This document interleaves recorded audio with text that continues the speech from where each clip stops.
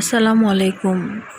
আজকে খুবই সহজ একটি রেসিপি নিয়ে আপনাদের সামনে হাজির হয়েছি। আজকে তৈরি করব চিকেন পাস্তা।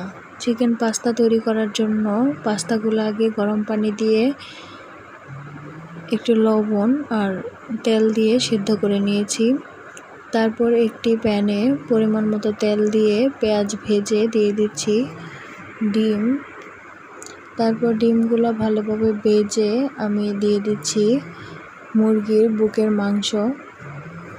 তারপর দিয়ে দিলাম স্বাদ মতো লবণ আর দিয়ে দিচ্ছি সয়া সস। দিয়ে ভালোভাবে নেড়েচেড়ে একটু মিশিয়ে দিয়ে দিচ্ছি টমেটো সস, গাজর কুচি, মটরশুঁটি। তারপর দিয়ে দিলাম নুডলসের মশলা। তারপর দিলাম পেঁয়াজ পাতা। দিয়ে ভালোভাবে নেড়েচেড়ে সবগুলোকে একটু কষিয়ে দিয়ে দিচ্ছি আগে থেকে সেদ্ধ করে রাখা পাস্তা। এই তো হয়ে গেল চিকেন পাস্তা। ধন্যবাদ।